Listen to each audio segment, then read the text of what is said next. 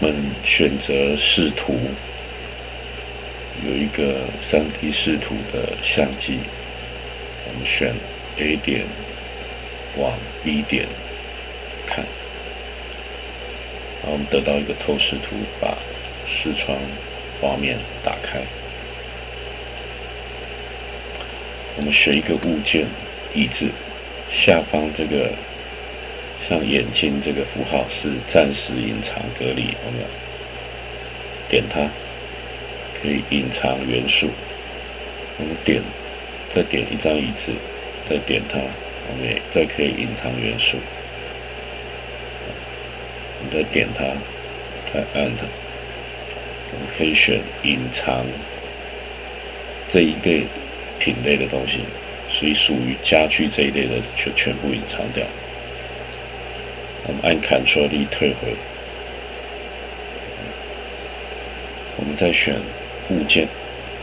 它知道它是一个家具的族群，我们点空白处，找到可见性与图形取代的位置的编辑，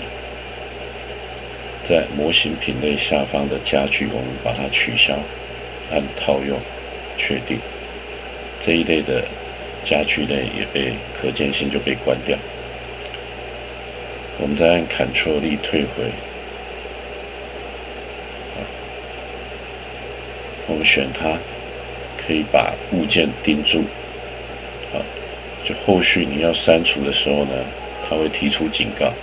你必须按删除之后呢，才能删除，删除钉住才能删除。再按 Ctrl+恢复上一动作。那我们选物件呢，也可以按右键，在视图中隐藏元素，它就也是隐藏掉。然后我们再按开显示隐藏的元素的这个灯，打开的时候，这个符号红色的这个符号呢，我们再按右键，在视图中取消隐藏元素，然后我们再把灯